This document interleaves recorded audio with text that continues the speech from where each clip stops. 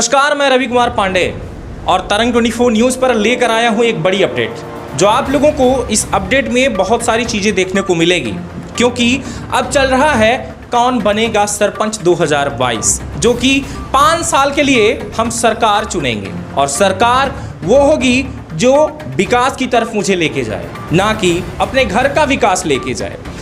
जो मुखिया होता है ग्राम पंचायत का, उसके ऊपर पूरे गांव का भार होता है, वो चाहे 2000 जनता का हो या 1400 या 200 या जैसा भी हो। अगर ग्राम पंचायत में जनता है तो सारी जनता का भार प्रधान मुखिया पर होता है। मुखिया मुझे कैसे चुनना होगा यह आप लोगों को पता होना चाहिए, क्योंकि सबसे बड़ी बात कि मुखिया पढ़ा लिखा होना चाहिए, समझदार होना चाहिए और एक्सपीरियंस हो तो ज़्यादा अच्छा है, क्योंकि अब बहुत हो चुका गांव की समस्याओं को।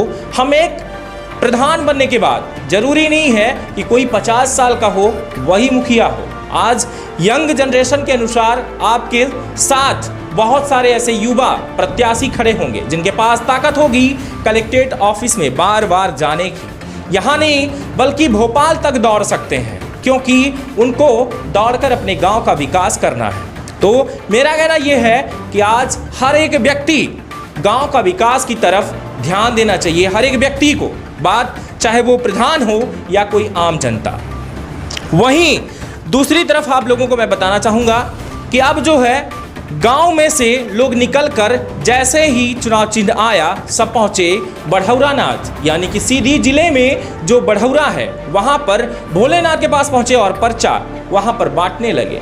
सबसे पहले बात तो भगवान को चढ़ाया कि हे भगवान, मुझे आप जरूर जिताएं, क्योंकि मुझे जीत कर या तो गांव का विकास करना है या तो गांव को जो भी है 50% लूट कर घर में रखना है। जो भी होगा, उन्होंने जो मन्नत मांगी है, अब देखना ये होगा कि भगवान नहीं जनता जिताएगी, लेकिन किसको आप वोट देना चाहेंगे। आपका वोट कहाँ जाना चाहिए?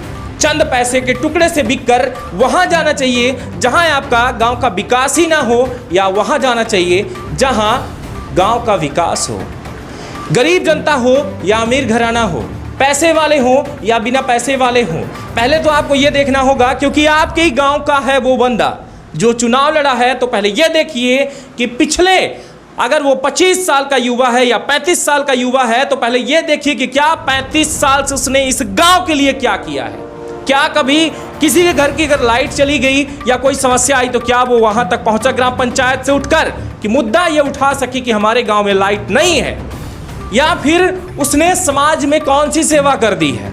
कहीं ऐसा तो नहीं कि सरपंच के पद का फायदा उठाना चाह रहा हो, सचिव और सरपंच से जोड़ा बिल्कुल बनाकर हमारे ही गांव को बेचना चाह रहा हो, क्योंकि हर एक चीजें जब गांव में सुविधाएं आती हैं तो कहाँ चली जाती हैं। हमारे यहाँ शमशान घाट है या नहीं है, तालाब है या नहीं है, मंदिर है या नहीं है, और सबसे बड़ी बात ये कि अगर आप गांव के उस प्रधान को चुनते हैं जो पढ़ा लिखा होगा, तो सबसे बड़ी बात कि स्कूल की शिक्षा पर भी वो ध्यान दे पाएगा और आपके ही क्षेत्र के जो युवा या युवतियां या छोटे छोटे बच्चे कहें जो भी पढ़ने वाले हैं उन पर ध्यान देगा, और आगे आने वाला जो आपका गांव होगा वो शिक्षित होगा और विकास करेगा। तो जल्द ही चलेंगे हम ग्राउंड जीरो पर और बात करेंगे मुद्दे पर कि आखिर में कौन बनेगा 2022 का सरपंच।